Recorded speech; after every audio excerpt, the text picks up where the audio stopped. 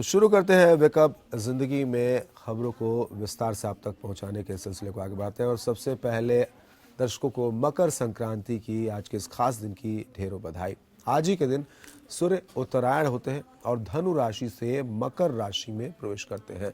मकर संक्रांति के मौके पर लाखों की संख्या में लोग पवित्र नदियों पर डुबकी लगा रहे हैं। हरिद्वार, इलाहाबाद और वाराणसी समेत तमाम शहरों में श्रद्धालु नदियों में स्नान कर सूर्य को अर्घ्य दे रहे हैं। आज के दिन दान पुण्य का विशेष महत्व है। मकर संक्रांति पर तिल के लड्डू, तिल से बनी मिठाई, फल, चावल, दाल, कच्ची खिचड़ी, घी, गर्म कपड़ों का दान किया जाता है। मान्यता है कि आज के दिन किया गया दान 1000 गुना पुण्य देता है। तमिलनाडु में इसे पोंगल के नाम से भी मनाया जाता है।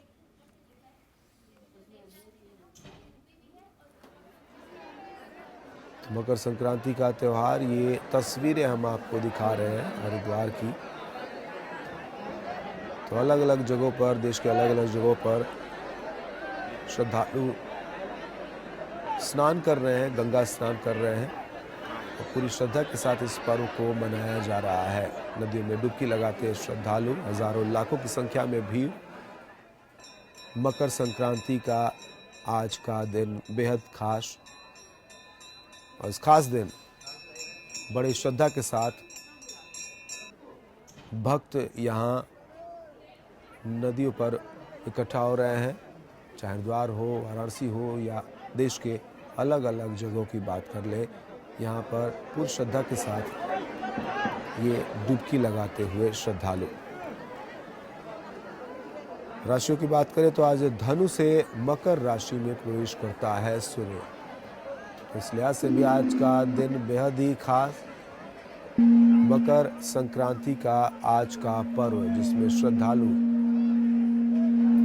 भक्त पूरी श्रद्धा के साथ गंगा स्नान करते हुए, डुबकी लगाते हुए, दान का विशेष महत्व आज के दिन।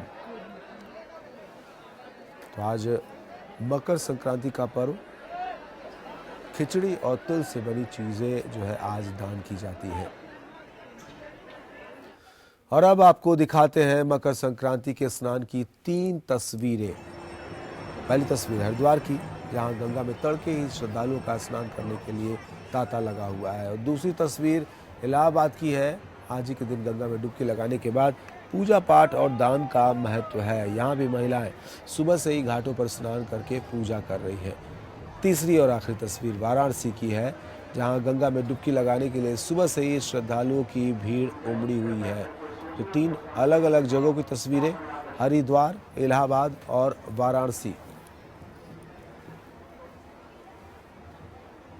4 धामों में से ये 3 पवित्र शहर, धार्मिक शहर, जहां भक्तों के आने का सिलसिला लगातार बना हुआ है। और सुबह तड़के से ही यहाँ भक्त लगातार आ रहे हैं, श्रद्धालु आ रहे हैं, स्नान कर रहे हैं और पूजा पाठ का कार्यक्रम चल रहा है। मकर संक्रांति का आज का खास दिन, 3 अलग अलग शहरों की तस्वीरें हम आपको दिखा रहे हैं, हरिद्वार, इलाहाबाद और वाराणसी की, जहां भक्त पूरी श्रद्धा के साथ पूजा पाठ और स्नान में लगे हुए हैं। तो आज का दिन बेहद ही खास। खिचड़ी और तिल से बनी चीज़ों का दान किया जाता है, गर्म कपड़ों का भी दान किया जाता है। मकर संक्रांति का आज का विशेष दिन। और भले ही शहर अलग अलग हो, लेकिन श्रद्धालु उसी भक्ति और श्रद्धा के साथ दिख रहे हैं। भीड़ गंगा तट पर उसी तरह से दिख रही है। प्रशासन की तरफ से भी व्यवस्था जगह जगह दिख रही है, बैरिकेडिंग या फिर सुरक्षा को लेकर। हरिद्वार, इलाहाबाद और वाराणसी की ये 3 तस्वीरें आपके सामने।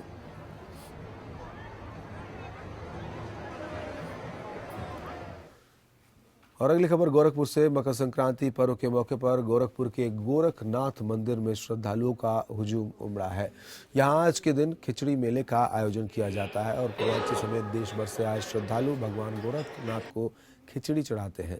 आज सुबह 4 बजे पहले पूजा पाठ करने के बाद गोरक्षपीठ के पीठाधीश्वर योगी आदित्यनाथ ने खिचड़ी चढ़ाई और उसके बाद मंदिर के कपाट भक्तों के लिए खोल दिए गए। इसके साथ ही 1 महीने तक चलने वाले खिचड़ी मेले की शुरुआत हो गई। गोरखनाथ मंदिर में मेले के चलते होने वाली भीड़ को देखते हुए प्रशासन ने सुरक्षा, लाइट, पानी, साफ सफाई की मुकम्मल व्यवस्था की है।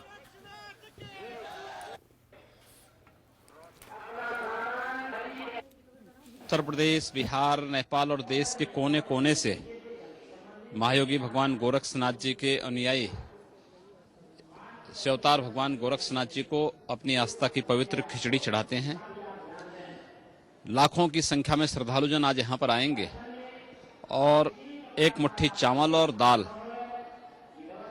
नमक, मटर आदि उसमें डाल करके और वह गोरखनाथ जी को यहाँ पर चढ़ाएंगे। एक लंबे कालखंड से परंपरा चली आ रही है। बात उत्तर प्रदेश के राजनीति की बात समाजवादी पार्टी की थी, जिसमें साइकिल चुनाव चिन्ह पर सस्पेंस अभी भी बरकरार है। मुलायम और अखिलेश ने शुक्रवार को चुनाव आयोग में अपनी दलीलें दी और दलीलें सुनने के बाद चुनाव आयोग ने चुनाव चिन्ह पर अपना फैसला सुरक्षित रख लिया है। हालांकि दोनों गुटों का दावा है कि साइकिल उन्हें ही मिलेगी और एक संभावना ये भी है कि चुनाव आयोग साइकिल चुनाव चिन्ह को फ्रीज कर दे। और ऐसी स्थिति में दोनों गुटों को अलग अलग चुनाव चिन्ह आवंटित किए जा सकते हैं। जहां एक और मुलायम सिंह यादव दिल्ली में अभी भी मौजूद हैं, वहीं अखिलेश यादव लखनऊ में हैं।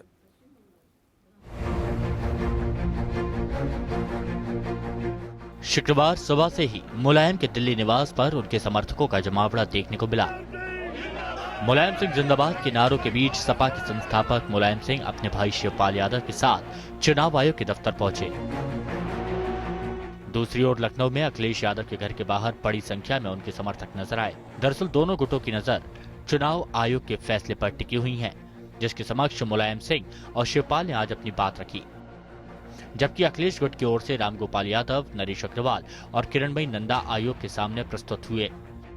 सपा की चुनाव चिन्ह साइकिल पर कोई भी गुट अपना दावा छोड़ने को तैयार नहीं है।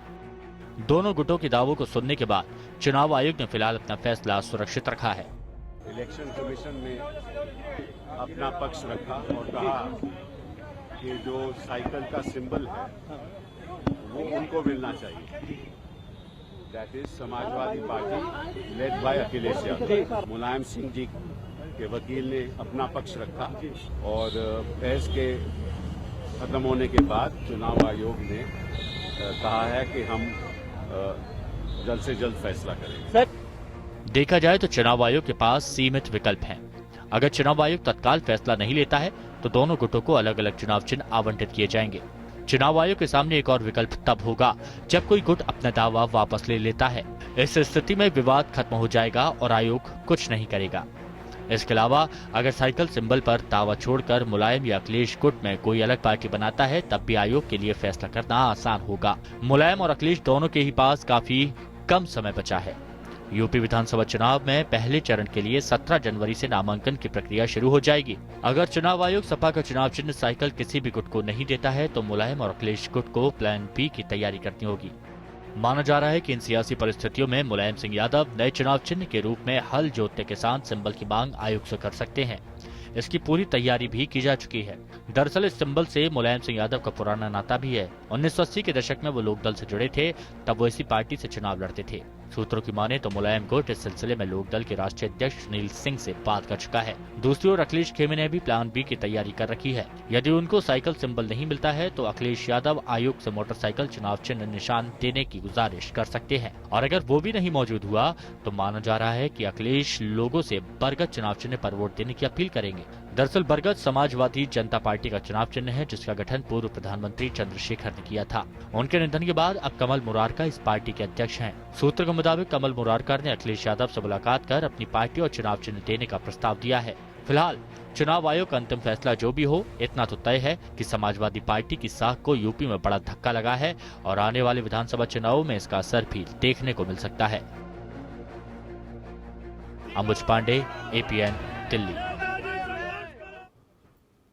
तो पार्टी के अंदर जो विवाद की स्थिति और टूट की स्थिति बनी थी वो अब पूरी तरह से पुख्ता होते हुए दिख रही है। जो उम्मीद रही सही थी वो टूटती हुई नजर आ रही है। चुनाव चिन्ह को लेकर दोनों खेमा अपनी अपनी दावेदारी पेश करता हुआ और अब गेंद पूरी तरह से चुनाव आयोग के पाले में। दोनों पक्षों को सुनने के बाद चुनाव आयोग ने फैसला अब सुरक्षित कर लिया है। ऐसे में सबकी नजरें चुनाव आयोग पर। पार्टी कार्यकर्ताओं की बात करें तो उनकी उलझन अभी तक खत्म नहीं हुई है। वर्चस्व की ये लड़ाई, अंजाम इसका क्या होगा ये अभी ठीक नहीं कहा जा सकता, लेकिन इतना तो साफ है कि इस तरह की हलचल के बीच में नुकसान पार्टी को ही हुआ है और इसका खामियाजा किस तरह से चुनाव में देखना पड़ेगा, किस तरह से भरना पड़ेगा, पार्टी किस रणनीति के साथ अब आगे बढ़ती है। अगर 2 गुट होता है तो क्या होगा, चुनाव चिन्ह किसे मिलेगा, क्या साइकिल चुनाव चिन्ह किसी एक के पाले में आएगा या फिर इस चुनाव चिन्ह को चुनाव आयोग फ्रीज कर लेगा। ऐसी स्थिति में अलग अलग चुनाव चिन्ह के साथ दोनों खेमों को आगे बढ़ना होगा। जनता क्या फिर से वैसे ही कनेक्ट हो पाएगी, उनके जो अपने समर्थक हैं क्या फिर वापस जुड़ पाएंगे या फिर जो एक खास तबका है जो समाजवादी पार्टी का अपना वोटर है वो क्या बट जाएगा। और ऐसी स्थिति में नुकसान किसका, फायदा किसका। और खुर्रम निज़ामी हमारे साथ लाइव हमारे संवाददाता जुड़ गए हैं। खुर्रम, क्या माना जाए, अब क्या कोई उम्मीद या सिर्फ इंतजार पार्टी कर रही है, कार्यकर्ता कर रहे हैं चुनाव आयोग पर नजरें, क्या कुछ हलचल पार्टी के अंदर? देखिए, अगर हम चुनाव आयोग की बात करें तो सबकी नजरें अब चुनाव आयोग पर टिकी हुई है। जो समाजवादी पार्टी में अंदरूनी कलह चल रही है उसमें सबकी निगाह जो है वो चुनाव आयोग पर इसलिए टिकी हुई है क्योंकि चुनाव आयोग के सामने 2 विकल्प बचे हैं, या तो सिंबल किसी को अलॉट करे, अखिलेश गुट या मुलायम गुट को, या फिर सिंबल फ्रीज करके दोनों गुटों को एक अलग अलग सिंबल दे दिया जाए। ये एक 2 विकल्प बचे हैं आयोग के सामने और आयोग का जो कल नजारा था वो साफ बता रहा था कि किस तरीके से दोनों गुटों की निगाह और दोनों गुटों की आस चुनाव आयोग से कैसे बंधी हुई है। और मंगल तक की, यानी कि जो मंगलवार था, आज शनिचर है, कल और परसों 2 दिन का वक्त है जब किसी दिन भी आ सकता है आयोग का फैसला। सोमवार को ज्यादा उम्मीद की जा रही है क्योंकि इतवार को छुट्टी है, सोमवार को ज्यादा उम्मीद की जा रही है। लेकिन उसके बाद सूरत हाल क्या बनेगा ये कोई नहीं जानता है। दोनों गुटों ने अपने, जैसे कि हम लोग को सूचनाएं मिल रही, जो हमारे सूत्र बता रहे हैं कि दोनों गुट इस बात पर भी मंथन कर रहे हैं कि अगर सिंबल फ्रीज हो जाता है तो फिर वो आगे कैसे बढ़ेंगे, उनकी आगे की रणनीति क्या होगी।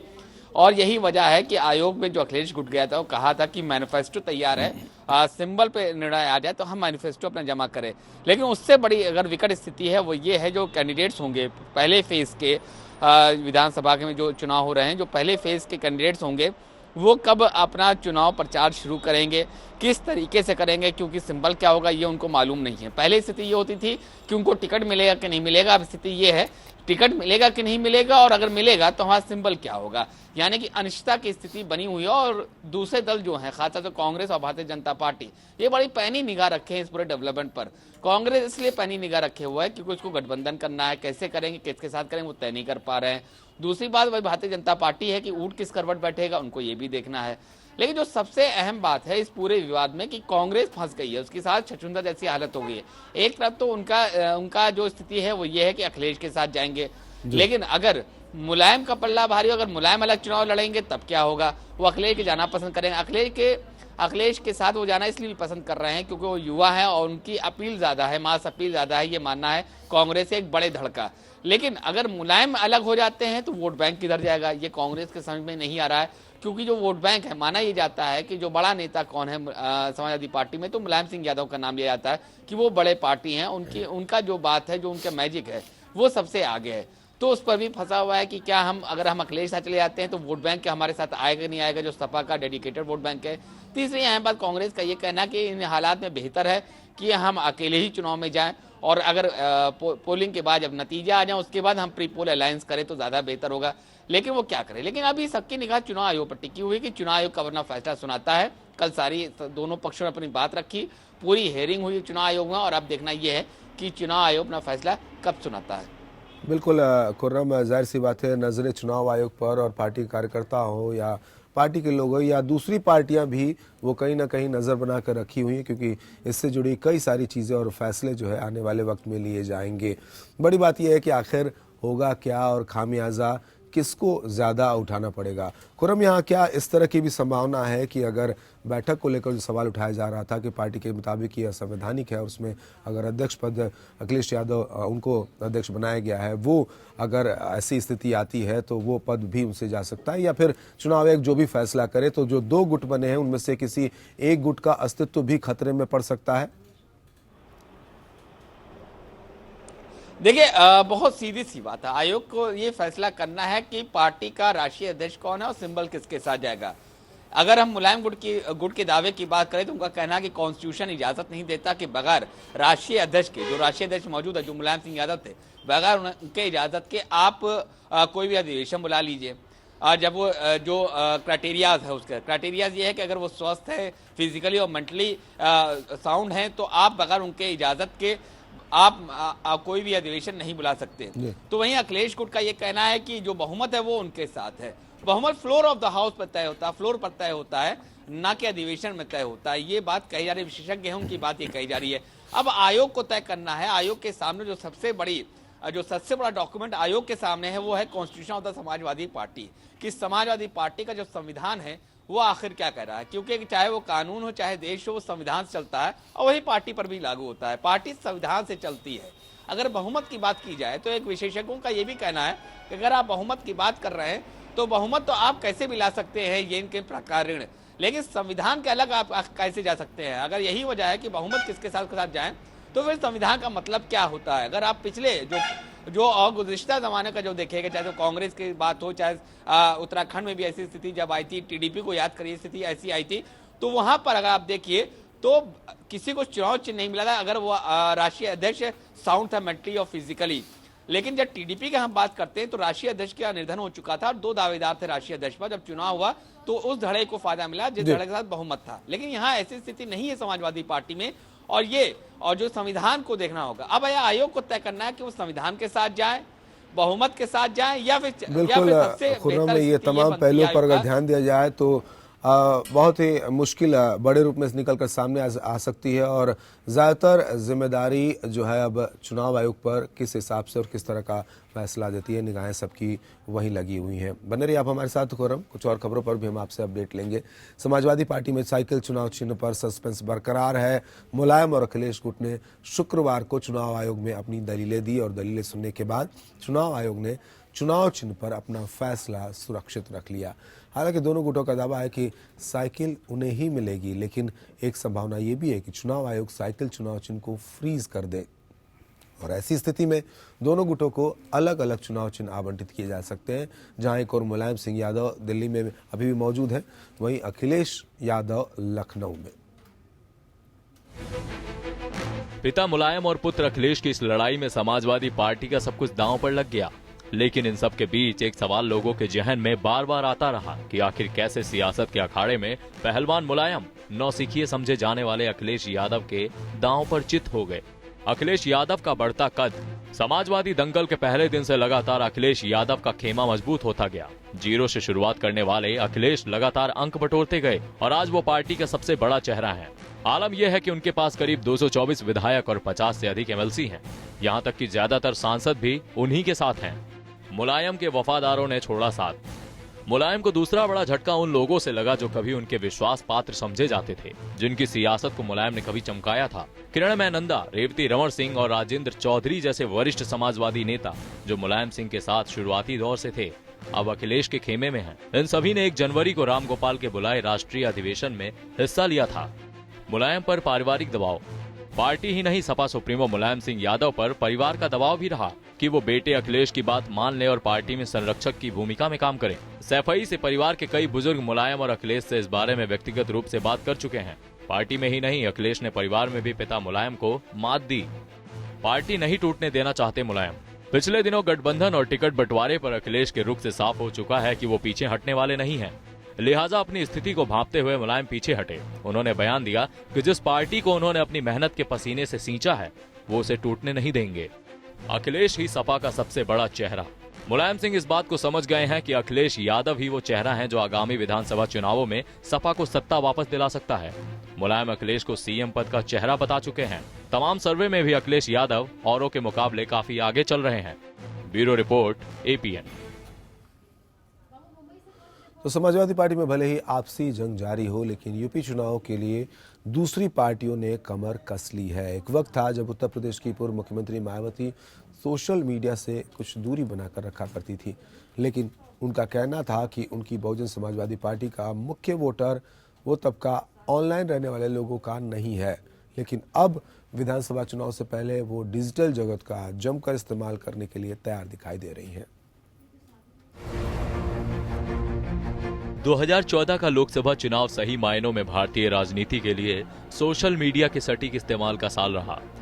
बीजेपी के प्रधानमंत्री पद के उम्मीदवार रहे नरेंद्र मोदी ने इसका भरपूर इस्तेमाल किया और सोशल मीडिया के जरिए देश के अनछुए हिस्सों और लोगों तक पहुंच बनाई। 3D रैली के जरिए एक साथ कई जगहों पर जनता से रूबरू होना रहा हो या फिर चुनाव प्रचार में फेसबुक और ट्विटर जैसे सोशल साइट्स का इस्तेमाल, नरेंद्र मोदी ने सोशल मीडिया क्रांति के जरिए भारतीय राजनीति की दिशा बदल दी। अब तक परंपरागत राजनीति पर चलने वाला देश अब हाईटेक हो गया है और यही कारण है कि सपा और बीएसपी जैसी क्षेत्रीय पार्टियां भी इसके महत्व को समझने लगी हैं। 15 जनवरी को बीएसपी अध्यक्ष मायावती के जन्मदिन के मौके को पार्टी खास बनाना चाहती है। खबरों के मुताबिक इस मौके पर वो यूपी में सत्तारूढ़ समाजवादी पार्टी और बीजेपी के खिलाफ सोशल मीडिया के जोरदार इस्तेमाल का खाका तैयार कर सकती है। बीएसपी अगले कुछ दिनों में माइक्रो ब्लॉगिंग वेबसाइट ट्विटर और सोशल नेटवर्किंग वेबसाइट फेसबुक के अलावा दूसरे ऑनलाइन प्लेटफॉर्मों पर बहुत से वीडियो और पोस्टर जारी करने जा रही है, जिनका स्लोगन होगा बहन जी को आने दो। इसके अलावा आने वाले कुछ हफ्तों में मायावती की योजना 50 से भी ज्यादा रैलियों को संबोधित करने की है, लेकिन इसमें भी पार्टी सोशल मीडिया का जमकर इस्तेमाल करेगी। आमतौर पर परंपरागत तरीकों से अपने समर्थकों तक पहुंच बनाने की पक्षधर रही बीएसपी अब फेसबुक, ट्विटर, व्हाट्सएप और यूट्यूब जैसे प्लेटफॉर्म के जरिए ज्यादा से ज्यादा लोगों तक पहुंचने की रणनीति तैयार कर रही है। मौजूदा वक्त में बीएसपी के ट्विटर और फेसबुक अकाउंट पहले से मौजूद हैं, लेकिन वो ज्यादा लोकप्रिय नहीं हैं। पार्टी के ट्विटर हैंडल पर लगभग 10,000 फॉलोवर हैं, जबकि उनके मुकाबले यूपी के सीएम अखिलेश यादव के ट्विटर अकाउंट पर 31 लाख फॉलोवर हैं। इस अंतर को पाटने में मायावती को कुछ वक्त लग सकता है, क्योंकि इस मामले में समाजवादी पार्टी के साथ साथ बीजेपी भी बीएसपी की तुलना में काफी आगे है। बीएसपी ने भी अब सोशल मीडिया की ताकत को पहचान लिया है। Bureau report, APN. और खुरम हमारे साथ लगातार बने हुए हैं। खुरम, जिस तरह से आज का वक्त है और अगर कोई पब्लिक फिगर है या फिर जनता से जुड़ रहा है तो उसका एक बेहतरीन जरिया सोशल मीडिया हो सकती है और उसको अवॉइड नहीं किया सकता है और इसका फ़ायदा बड़े स्तर पर मिलता है। प्रधानमंत्री नरेंद्र मोदी इसके एक बेहतरीन उदाहरण है। अगर मायावती की बात की जाए जो पहले इससे किनारा करती हुई दिखती रही हैं, अब क्या माना जाए कि वक्त और ज़रूरत के हिसाब से वो इसका इस्तेमाल करने लगी हैं? देखिए, बात बिल्कुल साफ है। अगर आप वक्त के साथ नहीं चलते तो वक्त आपको पीछे कर देता है और यही बात है मायावती को समझ में आ रही है कि वक्त के साथ चलना है। 2014 से बेहतर एग्जाम्पल आपको नहीं मिल सकता, क्योंकि ट्रेंड सेट हुआ था 2014 में कि सोशल मीडिया एक बहुत बड़ा हथियार है आपके हाथ में, अगर आप उसका इस्तेमाल सही ढंग से कर सकें। और 2014 के बाद अब 2017 की बारी है जब एक बार फिर आपको सोशल मीडिया का जादू देखने को मिल सकता है। वॉर रूम तैयार है भारतीय जनता पार्टी का। समाजवादी पार्टी भी सोशल मीडिया पर बेहद एक्टिव है, लेकिन जब बहुजन समाज पार्टी की बात आती है तो तस्वीर दूसरी हो जाती है, तस्वीर अलहदा हो जाती है। क्योंकि बहुजन समाज पार्टी और मायावती जो कि बसपा सुप्रीमो है, उनका ये मानना है कि उनके जो वोटर हैं वो उनकी बात पर चलते हैं, यानी कि मायावती। यही वजह की स्टेच्यूज बनाई गई थी कि लोग देखें और ओत प्रोत हो जाए कि हमारी नेता कितनी बड़ी है। लेकिन अब सोशल मीडिया का जमाना है और जो दलित समाज का जिसका रिप्रेजेंटेशन बहुजन समाज पार्टी करती है वो भी सोशल मीडिया का मतलब समझता है। ये बात मायावती को समझ में आने लगी है। यही वजह है कि मायावती भी अब सोशल मीडिया पे एक्टिव होना चाहती हैं, लेकिन वो कितना एक्टिव हो पाएंगी, क्योंकि अगर अभी हम बात करें तो फॉलोअर्स की बात करें तो मायावती हो या बहुजन समाज पार्टी बहुत पीछे नजर आती है, लेकिन अगर हम दूसरी पार्टियों की बात करें तो बहुत आगे नजर आती है। अब वो किस तरीके से गैप को फिल करती हैं, कैसे बढ़ेंगी, क्योंकि मायावती जो है ट्रेडिशनली उनका ये मानना है कि उनके जो वोटर वो टीवी नहीं देखते, मोबाइल नहीं देखते, वो उनकी बात सुनते हैं और समझ में आती है। यही वजह है कि जब भी रैली होती है तो जो लखनऊ का जो रैली स्थल है सिर्फ और सिर्फ दावा है बहुजन समाज पार्टी का कि वही भर सकते हैं और दूसरा कोई भर नहीं सकता। लेकिन अब हालात बदल रहे हैं, वक्त बदल रहा है, तो जाहिर सी बात है मायावती को बदलना पड़ेगा और बहुजन समाज पार्टी को बदलना पड़ेगा। जो उसके थिंक टैंक है उनका ये साफ तौर पर कहना है कि अब सोशल मीडिया पर हमको एक्टिव होना है और वो एक्टिवनेस दिख भी रही है, लेकिन पेनिट्रेट कितना कर पाएगी सोशल मीडिया में बीएसपी, ये देखने वाली बात होगी। क्योंकि कल कल की हम बात करें तो 15 तारीख है और वहां मायावती जन्मदिन है, एक प्रेस कॉन्फ्रेंस भी वो करेंगे, एड्रेस करेंगे और साथ में ब्लू बुक का विमोचन भी करेंगे। तो उसमें आपको ये देखने वाली बात होगी कि जब भी उनकी प्रेस कॉन्फ्रेंस होती है, यहाँ मैं ये याद दिलाना चाहूँ कि जब भी प्रेस कॉन्फ्रेंस होती है तो उनकी एक पूरी टीम है जो सोशल मीडिया पर उनका प्रेस कॉन्फ्रेंस लाइव करती है और इसको अलग अलग व्हाट्सएप ग्रुप में डाला जाता है, प्रचारित भी किया जाता है कि आज सोशल मीडिया पर देख सकते हैं। तो अब देखना यही होगा जिस तरह इस्तेमाल बीएसपी कर रही है वो पेनिट्रेट कितना कर पाती है। बिल्कुल खुर्रम, अहम बात है। अगर मायावती ये कहती है कि उनके वोटर जो हैं वो टीवी नहीं देखते हैं और इंटरनेट नहीं चलाते हैं, लेकिन जिस तरह से सूचना क्रांति का वक्त आया उसने सब पर असर दिखाया, चाहे मध्य वर्ग हो, निम्न मध्य वर्ग हो, किसी के पास अब फ़ोन है तो उसमें इंटरनेट भी है और लोगों तक पहुंच बनाने के लिए एक बेहतर जरिया, और मायावती शायद इसे समझ चुकी हैं। लेकिन अब क्या वक्त कम रह गया है, उन्हें पहले अवेयर होना चाहिए और इस तरह की सजगता का क्या असर आने वाले चुनाव पर पड़ेगा, ये भी देखने वाली बात होगी कि जैसा कि हमने अपनी रिपोर्ट में दिखाया कि मैं उनके ट्विटर हैंडल पर 10,000 ही फॉलोवर है, जबकि दूसरी पार्टी या दूसरे लोगों की बात करें तो लाखों करोड़ों तक उनके फॉलोवर्स हैं। खैर, जो भी चीज़ें होंगी वो तो वक्त के साथ आगे आएंगी, लेकिन कोशिश उन्होंने जारी कर दी है। बीजेपी की बात करें तो बीजेपी ने भी यूपी में बड़े पैमाने पर प्रचार अभियान शुरू कर दिया है। पार्टी की चुनाव टीम ने प्रचार के हर संभव माध्यम का इस्तेमाल करने का फैसला किया है। दिल्ली और लखनऊ में बीजेपी के चुनावी मुख्यालयों पर प्रचार सामग्री को अंतिम रूप दिया जा रहा है। बीजेपी के चुनावी अभियान का पूरा जोर परिवर्तन पर है। साथ ही बीजेपी यूपी के मतदाताओं को ये भी बता रही है कि उन्हें इस बार समाजवादी पार्टी या बहुजन समाजवादी पार्टी सरकार के बजाय भाजपा सरकार क्यों बनानी चाहिए। समाजवादी पार्टी परिवार में मचे घमासान को भी बीजेपी ने अपने चुनावी अभियान का हिस्सा बनाने का फैसला किया है। यूपी में विधानसभा चुनाव के पहले चरण के लिए 17 जनवरी से नामांकन प्रक्रिया शुरू हो जाएगी। इसे लेकर सभी दलों ने तैयारियां शुरू कर दी हैं। देश के सबसे बड़े सियासी राज्य में सत्ता पाने के लिए पार्टियों ने प्रचार में पूरी ताकत झोंक दी है।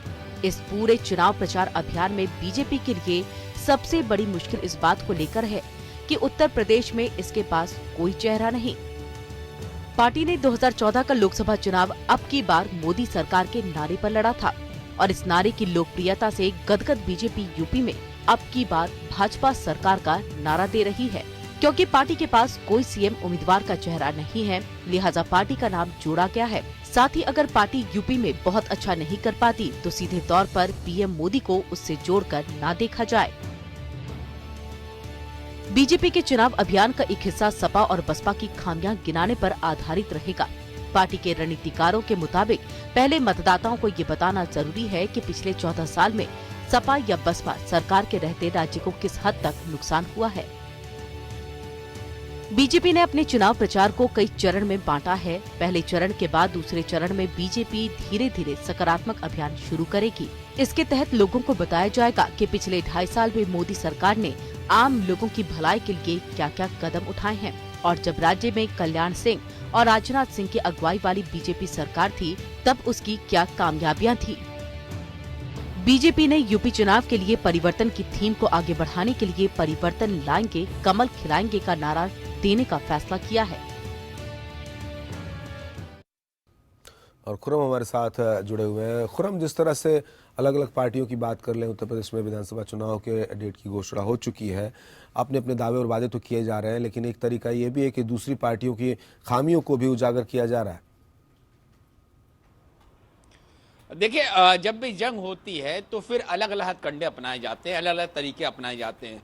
भारतीय जनता पार्टी हो, बहुजन समाज पार्टी हो, समाजवादी पार्टी हो या कांग्रेस पार्टी, इन सब की बात की जाए तो सब अपने अपने तरीके से चुनाव लड़ते हैं और साथ में ये भी नजर रखते हैं कि दूसरों की कमियां क्या है। देखिए, अगर आपको जंग जीतना है तो ये बताना पड़ेगा कि दुश्मन कैसे और कहाँ कमजोर है, और सोशल मीडिया इससे बेहतर हथियार नहीं हो सकता। यही वजह है कि देश की सबसे बड़ी पार्टी जब सबसे बड़े राज्य में चुनाव की तैयारी कर रही है तो सोशल मीडिया पर उसकी निगाह बेहद पैनी है और वो सोशल मीडिया के जरिए बताएगी कि आखिर समाजवादी पार्टी हो, कांग्रेस हो या बहुजन समाज पार्टी हो, उसको वोट क्यों नहीं देना चाहिए, उसकी सरकार क्यों नहीं बननी चाहिए, चाहे उनके इंडिपेंडेंट सरकार हो चाहे उनकी गठबंधन की सरकार हो। तो जो भारतीय जनता पार्टी है, जो उनका वॉर रूम है, वहां से स्ट्रेटजी पर काम किया जाएगा। और वॉर रूम की अगर हम बात करें तो खासियत ये है कि पूरा सोशल मीडिया प्लेटफॉर्म वहां पर एक्टिव है और वहां तमाम जितने भी लोग बैठे हैं वो सब IT प्रोफेशनल्स हैं और उनको मालूम है कि किस तरीके से पेनिट्रेशन को बढ़ाया जा सकता है, किस तरीके से लोग को मजबूर किया जा सकता है कि उनके फेसबुक पर या फिर उनके ट्विटर पर जब कोई मैसेज आए तो उसको देखे क्यों। देखिए, बात ये नहीं होती है कि आपका मैसेज कितने फेसबुक पर पहुंचा, आपकी पोस्ट कितने फेसबुक पर पहुंची, बात ये होती है कि उसको कितने लोगों ने देखा और कितनी देर तक देखा। जो हिट की बात कही जाती है फेसबुक पर या फिर किसी भी वेबसाइट पर, वो हिट इससे नहीं होता कि आपने क्लिक किया उसको बंद कर दिया। ये भी देखा जाता है कि उस पोस्ट पर या उस मैसेज पर कितना वक्त बिताया है उस शख्स ने जिसकी वो पोस्ट है या जिसका वो व्हाट्सएप चला रहा है या फेसबुक पेज जिसका है, वो कितना देर उस मैसेज पर टिकता है। ये बताता है कि आपने जो मैसेज भेजा वो कितना बेहतर भेजा है। तो भारतीय जनता पार्टी शायद ये पहली ऐसी पार्टी है जो चुनाव में इस बात पर भी गौर करती है कि जो पोस्ट डालते हैं फेसबुक पेज पर उसको कितनी देर तक देखा जाता है। लाइक आप प्रॉक्सी लाइक भी कर सकते हैं, कमेंट भी प्रॉक्सी हो सकता है, लेकिन जो देखा जाता है, जो फेसबुक पे जो समय बीतता है उस पोस्ट पर, वो कितना बिताते हैं, अब इसका भी मायने रखा जाता है। तो देखना यही होगा कि सोशल मीडिया पर किस तरीके से लोग एक्टिव हैं और कैसे समय बिताते हैं और साथ में उनकी स्ट्रेटजी क्या है। क्योंकि आप सोशल मीडिया पर एक्टिव हैं ये एक अलग सी बात है, लेकिन सोशल मीडिया पर एक्टिव कैसे हैं ये देखने वाली बात ज़्यादा देखी जाती है। पॉलिटिकल पार्टीज के लिए अहम है। तो टेक्निकली यहाँ पर देखा जाए तो सबसे ज़्यादा साउंड फिलहाल को दिख रहा है तो वह है भारतीय जनता पार्टी। बिल्कुल, और इसको लेकर भारतीय जनता पार्टी शुरू से ही सजग रही है, कोशिश करती रही है और कहीं ना कहीं उन कोशिशों का अब एक अंजाम परिणाम भी निकलता हुआ दिख रहा है और नई नई चीज़ों को भी उसमें वो जोड़ती जा रही है। बहुत बहुत शुक्रिया आपका खुर्रम इस तमाम जानकारी और बातचीत के लिए। और उधर दिल्ली में आज कांग्रेस चुनाव समिति की बैठक प्रस्तावित है। बताया जा रहा है कि इस बैठक में उत्तराखंड के विधानसभा प्रत्याशियों के नामों पर मुहर लग सकती है। उत्तराखंड में मुख्यमंत्री हरीश रावत और प्रदेश अध्यक्ष किशोर उपाध्याय की तरफ से प्रत्याशियों की सूची आला कमान को सौंपी गई है और इन सूचियों के नामों पर गौर करते हुए कांग्रेस की केंद्रीय चुनाव समिति प्रत्याशियों के नाम पर मुहर लगा सकती है। उत्तराखंड में 1 महीने बाद 15 फरवरी को मतदान होना है। इसके साथ ही बैठक में उत्तर प्रदेश में कांग्रेस पार्टी के स्टैंड पर भी चर्चा हो सकती है। जाहिर है कि उत्तर प्रदेश में कांग्रेस और समाजवादी पार्टी का गठबंधन तय है, लेकिन कांग्रेस पार्टी मुलायम और अखिलेश गुट में से साइकिल किसे मिलता है, इस फैसले का भी इंतजार कर रही है।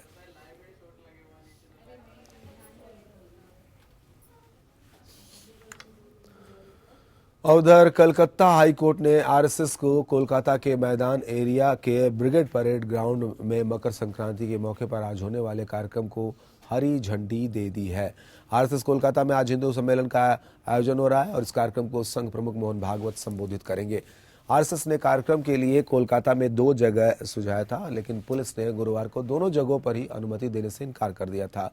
पुलिस ने गंगा सागर मेले की तैयारियों का हवाला देते हुए आरएसएस को अपने कार्यक्रम को स्थगित करने के लिए कहा था। इससे पहले बुधवार को कलकत्ता हाईकोर्ट ने कोलकाता पुलिस को आरएसएस के कार्यक्रम पर फैसला लेने के लिए 48 घंटे का वक्त दिया था। गुरुवार को पुलिस ने अनुमति देने से इनकार कर दिया तो आरएसएस की बंगाल यूनिट ने दोबारा कलकत्ता हाईकोर्ट का दरवाजा खटखटाया था। नोटबंदी को लेकर दाखिल एक आरटीआई के जवाब में रिजर्व बैंक ने कहा है कि पीएम के ऐलान से महज 3 घंटे पहले नोटबंदी को मंजूरी दी गई थी और इससे पहले मसले पर चर्चा नहीं हुई थी। इतना ही नहीं, जवाब में कहा गया है कि नोटबंदी का खुलासा करने वाले की जान को खतरा हो सकता है। आरबीआई ने यह भी कहा कि संवेदनशील जानकारी साझा करने से देश की प्रभुता, अखंडता और सुरक्षा को खतरा हो सकता है। नोटबंदी को लेकर कितनी तैयार थी सरकार? इसके आगे पड़ने वाले असर का क्या अध्ययन किया गया था? ऐसे कई सवालों के जवाब में रिजर्व बैंक ऑफ इंडिया यानी आरबीआई का कहना है कि इसका खुलासा करने वाले की जान को खतरा हो सकता है। रिजर्व बैंक ने एक आरटीआई अर्जी पर जवाब देते हुए कहा कि इतनी संवेदनशील जानकारी साझा करने से देश की प्रभुता, अखंडता और सुरक्षा भी खतरे में पड़ सकती है। आरटीआई के तहत आरबीआई से सवाल पूछे गए थे। इसी तरह एक सवाल के जवाब में कहा गया है कि आरबीआई ने पीएम के ऐलान से 3 घंटे पहले नोटबंदी को मंजूरी दी थी। इससे पहले मसले पर चर्चा नहीं हुई थी। हालांकि इसी हफ्ते एक संसदीय कमेटी को आरबीआई ने बताया था कि सरकार ने 1 दिन पहले नोटबंदी पर विचार करने की सलाह दी थी, जिसके बाद आरबीआई बोर्ड ने मंजूरी दी। सरकार ने मंजूरी पर विचार करने के बाद नोटबंदी का फैसला किया। ऊर्जा मंत्री पीयूष गोयल ने नवंबर में संसद में बताया था कि कैबिनेट की मंजूरी के बाद आरबीआई ने नोटबंदी को मंजूरी दी और फिर पीएम ने 8 नवंबर को इसकी घोषणा की। दाखिल आरटीआई में नोटबंदी से जुड़े कई सवाल किए गए हैं। मसलन 8 नवंबर की शाम को बैंकों में कितने पुराने और 500 के नोट थे? नोटबंदी के लिए आरबीआई ने क्या तैयारियां की थीं? भविष्य में नोटबंदी के प्रभावों पर क्या अध्ययन किया गया था? ये पूछे जाने पर कि बोर्ड को किस बात ने नोटबंदी पर चर्चा करने और उसे मंजूरी देने के लिए प्रेरित किया, आरबीआई ने कहा कि आरटीआई एक्ट के तहत जानकारी के दायरे में नहीं आता है। Bureau report, APN. और उधर डिजिटल पेमेंट को बढ़ावा देने के लिए प्रधानमंत्री नरेंद्र मोदी ने काफी उत्साह के साथ मोबाइल ऐप भीम को लॉन्च किया था, लेकिन अब असली के साथ साथ नकली 40 इस तरह से भीम जो है गूगल प्ले स्टोर पर देखे गए जा रहे हैं। और खतरे की बात यह है कि इन नकली भीमों के जरिए हैकर आपके खाते पर डाका डाल सकते हैं। यह खबर आपको खबरदार करने के लिए है। पीएम मोदी ने देश में कैशलेस अर्थव्यवस्था के तहत लाने के लिए भारत इंटरफेस फॉर मनी यानी भीम ऐप को लॉन्च किया हुआ है। पहले तो इसके नाम को लेकर बसपा सुप्रीमो मायावती ने विवाद खड़ा किया और अब हैकर्स ने अपना जाल बिछा दिया है। हैकर्स गूगल प्ले स्टोर पर लगभग 40 नकली भीम ऐप पहुंचा चुके हैं। प्रधानमंत्री मोदी के भीम ऐप से जुड़ने के लिए Android phone user play store पर पहुंचते हैं तो उसे कई भीम ऐप दिखने लगते हैं, जैसे जय भीम, मोदी भीम, भीम पेमेंट, जिससे यूजर्स का सिर चकरा जाता है और वो हैकर्स के जाल में फंस जाते हैं। National payment corporation of India का भीम है, केवल उसी को डाउनलोड कीजिएगा और उसके अलावा जितने भीम हैं उसको कृपया डाउनलोड ना करें, वो अन्य पर्पज से हैं। दो चीज़ें किसी भी एप्लीकेशन को डाउनलोड करने से पहले देखनी चाहिए आपको, उसका डाउनलोडिंग की संख्या कितनी है, वो बड़ी संख्या होना चाहिए, 1 मिलियन, 10 मिलियन, 5 मिलियन, तब उससे आश्वस्ति मिलती है। दूसरी बात, उसकी रेटिंग कितनी ज़्यादा है। नकली भीमों में सबसे ज्यादा भ्रम मोदी भीम पैदा करता है। चूंकि प्रधानमंत्री मोदी ने भीम ऐप लॉन्च किया था, इसीलिए तमाम लोग मोदी भीम असली समझ लेते हैं। नकली भीम की पहचान के लिए कानपुर पुलिस की क्राइम ब्रांच ने एडवाइजरी भी जारी की है, जिससे असली और नकली की पहचान की जा सकती है। देखिए, नज़र रखने से ज़्यादा महत्वपूर्ण है लोगों को अवेयर किया जाए, इस बारे में जानकारी दी जाए कि वो केवल ओरिजिनल एप्लीकेशन को ही डाउनलोड करें, अन्य एप्लीकेशन को डाउनलोड ना करें। जैसे जैसे हम कैशलेस सोसाइटी की तरफ बढ़ते जाएंगे, हमें इन चीज़ों के बारे में बहुत ज़्यादा जागरूकता, लोगों को जागरूक करना पड़ेगा, स्कूली बच्चों को, आम व्यापारियों को, आम गृहिणियों को, प्रत्येक मनुष्य को। आइए आपको बताते हैं कि असली भीम ऐप कैसे काम करता है। सबसे पहले गूगल प्ले स्टोर से सबसे ऊपर दिए गए भीम ऐप को डाउनलोड करें। अपने बैंक अकाउंट का नंबर इस ऐप में रजिस्टर करें। एक यूपीआई पिन सेटअप करें। यूजर का मोबाइल नंबर ही उसके पेमेंट का पता होगा। रजिस्ट्रेशन की इस प्रक्रिया के बाद भीम ऐप के जरिए पेमेंट ट्रांजैक्शन शुरू हो जाएंगे। तो अब आप भी नकली भीम से जरा बचकर रहिएगा, ये आपके फोन और अकाउंट को नुकसान पहुंचा सकता है, आपका पर्सनल डेटा चुरा सकता है। शिव शर्मा के साथ एपीएन न्यूज कानपुर। और इसके बाद अब बात करते हैं झारखंड के अहम खबरों की। सीधे चलते हैं रांची में, जहां हमारे संवाददाता ज्ञान रंजन मौजूद है। ज्ञान रंजन, क्या है आज की अहम खबरें? खबरों की बात करें तो जिस तरह से लगातार सीएनटी और एसपीटी एक्ट के मामले पर झारखंड में एक तरह से कहा जाए तो बवेला मचा हुआ है, उसको लेकर के अब विपक्ष का रुख और भी कड़ा हो गया है। जब से पूर्व मुख्यमंत्री अर्जुन मुंडा ने सीएनटी एसपीटी एक्ट के संशोधन का विरोध किया, उसके बाद से विपक्ष को और मनोबल बढ़ गया और विपक्ष लगातार इसके विरोध में झारखंड के कई हिस्सों में कार्यक्रम कर रहा है। खास करके झारखंड मुक्ति मोर्चा, जो प्रमुख विपक्षी पार्टी है, वो लगातार सीएनटी एसपीटी एक्ट के संशोधन के विरोध में महाजुटान का आयोजन कर रहा है। लगभग वो 24 में से लगभग 18 जिले का भ्रमण झारखंड मुक्ति मोर्चा के कार्यकारी अध्यक्ष हेमंत सोरेन और सुप्रीमो शिबू सोरेन कर चुके हैं और इसके खिलाफ जनता को गोलबंद करने में लगे हुए हैं। और जिस तरह से बातें सामने आ रही है कि उसके साथ झारखंड मुक्ति मोर्चा के साथ संपूर्ण विपक्ष इस मुद्दे पर उसके साथ है। और जो 17 जनवरी से झारखंड विधानसभा का बजट सत्र शुरू होने जा रहा है, उस सत्र में भी इसी मुद्दे पर सरकार को घेरने की रणनीति बनाई जा रही है। तो कह सकते हैं कि जहां सदन के बाहर भी सरकार के लिए विपक्ष ने सीएनटी एसपीटी एक्ट में इस मुद्दे को लेकर के एक परेशानी खड़ी कर दी है, उसी तरह से सदन का जो कार्रवाई शुरू होगी, सदन की कार्रवाई जो शुरू होगी 17 जनवरी से, उसमें भी ये मामला जोर शोर से गरमाया जा सकता है। खास करके स्थिति तब और भी विकट हो जाती है सरकार के लिए जब अंदरूनी खेमे में, भाजपा के अंदरूनी खेमे में इसको लेकर के दो तरह की बातें चल रही हो। एक घड़ा जहां इस एक्ट का संशोधन एक्ट का जहां सपोर्ट कर रहा हो, वहीं दूसरा बड़ा घड़ा इस एक्ट के विरोध में खड़ा हो। तो ऐसे में सरकार के लिए मुश्किलें बढ़ती नजर आ रही है। अब देखना यह है कि सरकार इसको किस तरह से पैचअप करती है। हालांकि इस बीच लगातार जिस तरह से मुख्यमंत्री रघुवर दास का बयान आ रहा है, वो अपने निर्णय पर अडिग हैं और किसी भी कीमत पर वो एक्ट में संशोधन को वापस लेने के मूड में दिखाई नहीं देते हैं। दूसरी बड़ी खबर की बात की जाए तो मुख्यमंत्री रघुवर दास का रायपुर का दौरा है, 2 दिवसीय दौरा है। मुख्यमंत्री आज रायपुर के लिए निकलेंगे और उसके बाद कल वो राजनांद गांव में एक स्थानीय कार्यक्रम में शामिल होंगे। तीसरी बड़ी खबर की बात की जाए तो लगातार जिस तरह से ठंड ठिठुरन झारखंड में देखी जा रही है, तापमान में काफी गिरावट देखी जा रही है और ये सबसे बड़ी बात है कि जो शुक्रवार का तापमान रिकॉर्ड किया गया है वो रांची के काके का 2.5 डिग्री सेल्सियस रिकॉर्ड किया गया है। तो ऐसे में कह सकते हैं कि लगातार जो जानकारी मिल रही है मौसम विभाग के द्वारा कि अभी 4-5 दिनों तक ठंड इसी तरह से रहेगी, क्योंकि जो बर्फबारी हो रही है उत्तरी भारत में उसका प्रभाव झारखंड में साफ तौर पर देखने को मिल रहा है। तो जो अभी भी लोगों को ठंड से निजात नहीं मिलने जा रहा है और टेम्परेचर सी बात है कि ठंड ने पूरे देश की हालत बिगाड़ रखी है। अगर उत्तराखंड की बात करें, दिल्ली की बात करें या फिर जम्मू कश्मीर की, वहां भी पारा लगातार नीचे जा रहा है। बहुत बहुत शुक्रिया आपका ज्ञान रंजन इस जानकारी के लिए। उधर खादी ग्रामोद्योग आयोग के 2017 के नए कैलेंडर में राष्ट्रपिता महात्मा गांधी की जगह प्रधानमंत्री नरेंद्र मोदी की तस्वीर लगने के बाद इसका विरोध भी शुरू हो गया है। कैलेंडर में मोदी की तस्वीर को लेकर अब विपक्ष हमलावर हो गई है, जिसको लेकर कांग्रेस और एनसीपी जल्द ही मुंबई में विरोध प्रदर्शन करने वाली है।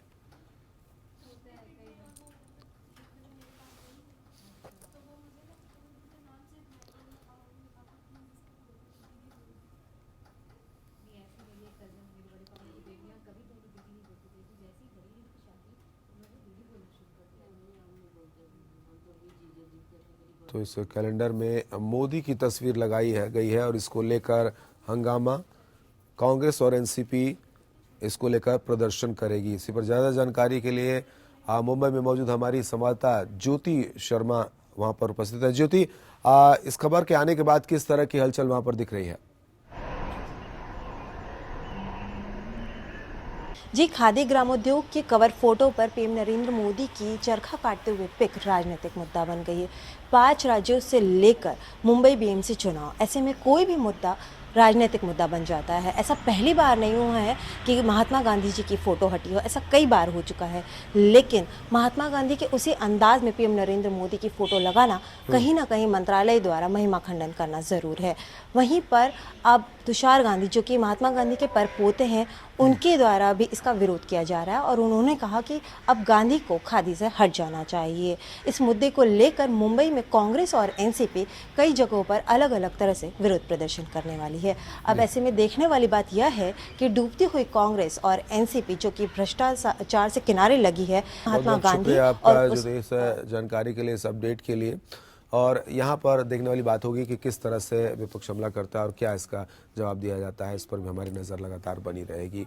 और अब बात आज के खास दिन की। आज मकर संक्रांति है। आज ही के दिन सूर्य उत्तरायण होते हैं और धनु राशि में प्रवेश करते हैं। मकर संक्रांति के मौके पर लाखों की संख्या में लोग पवित्र नदियों पर डुबकी लगा रहे हैं। हरिद्वार, इलाहाबाद और वाराणसी समेत तमाम शहरों में श्रद्धालु नदियों में स्नान कर सूर्य को अर्घ दे रहे हैं। आज के दिन दान पुण्य का विशेष महत्व है। मकर संक्रांति पर तिल के लड्डू, तिल से बनी मिठाई, फल, चावल, दाल, कच्ची खिचड़ी, घी, गर्म कपड़ों का दान किया जाता है। मान्यता है कि आज के दिन किया गया दान 1000 गुना पुण्य प्रदान करता है और तमिलनाडु में इसे पोंगल के नाम से भी मनाया जाता है।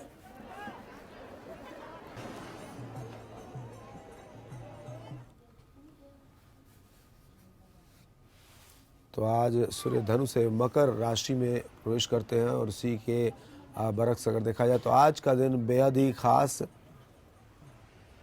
पवित्र नदियों में लोग डुबकी लगा रहे हैं। पश्चिम बंगाल की ये तस्वीर हम आपको दिखा रहे हैं, जहाँ पर भक्ति और श्रद्धा में डूबे भक्तगण यहाँ पर उपस्थित हैं, स्नान कर रहे हैं। पूजा पाठ का अभी कार्यक्रम चल रहा है और लोग भक्ति में डूबे कीर्तन मनन भी कर रहे हैं। ये तस्वीरें आपके सामने पश्चिम बंगाल की। और वाराणसी से लाइव हमारे साथ गौरव जुड़ गए हैं। गौरव, आपसे जानना चाहेंगे, आज का दिन बेहद ही खास, धर्मनगरी में आप हैं, वहाँ पर किस तरह से श्रद्धा और भक्ति का रूप दिख रहा है? बिल्कुल अरविंद, सबसे पहले तो जिस तरीके से आपने बताया कि जब भगवान सूर्य मकर राशि में प्रवेश करते हैं उसको मकर संक्रांति का पर्व कहा जाता है। और अगर आज के दिन की बात करें तो दान, ध्यान और स्नान का विशेष महत्व है। गंगा की हम बात करें, काशी की बात करें, तो यहाँ का जो नज़ारा है मैं आपको दिखाना चाहूँगा कि किस तरीके से यहाँ पर जो श्रद्धालु हैं वो आज गंगा में डुबकी लगा करके पुण्य प्राप्ति की जो उनकी कामना है उसको पूरा कर रहे हैं। श्रद्धालुओं का यहाँ पे अगर हम बात करें तो यहाँ पर सुबह 4 बजे से ही यहाँ पर जो है श्रद्धालु वो आने लगे हैं और स्नान करने के लिए सभी आतुर हैं। आज के दिन की महत्वता की अगर बात करें अरविंद, तो ये एकमात्र ऐसा पर्व है जिसे पूरे देश भर में मनाया जाता है। अलग अलग नाम से अलग अलग जगहों पे मनाया जाता है। जिस तरीके से आपने कहा, दक्षिण में पोंगल के नाम से इसे मनाते हैं, और अगर हम बात करें तो लोहड़ी और तमाम जो नाम हैं इसको दिए गए हैं। और इस पर्व का एक महत्व ये भी है कि आज ही के दिन जो भगवान भास्कर हैं वो उत्तरायण हो जाते हैं और आज ही से सभी शुभ और मंगल कार्य की शुरुआत होती है। अरविंद, आज के दिन अगर दान पुण्य अगर दान करता है तो उसको पुण्य की प्राप्ति होती है, जिसमें तिल, गुड़ और लाई है। ऐसे में अगर आज के दिन के पर्व, अगर आज के दिन के महत्व की बात करें तो बेहद खास हो जाता है। आज से ही जो है नव वर्ष में अगर हम प्रवेश करते हैं, आज से ही जो है पर्व की शुरुआत होती है। पहला पर्व है साल का, तो इसको लेकर के तमाम जो यहाँ पर लोग मौजूद हैं उनमें बहुत ज़्यादा उत्साह है। बहुत श्रद्धा और भक्ति से लोग जो यहाँ पर आ रहे हैं वो स्नान भी कर रहे हैं और भगवान सूर्य को उनका नमन भी कर रहे हैं। अरविंद, बिल्कुल, यहाँ आपसे ये भी जानना चाहेंगे, अन्य सालों के भी आज के दिन को, स्नान को आपने देखा होगा, पारा जो है लुढ़का हुआ है पूरे देश में, उसका क्या असर दिख रहा है श्रद्धालुओं पर? संख्या में कुछ कमी?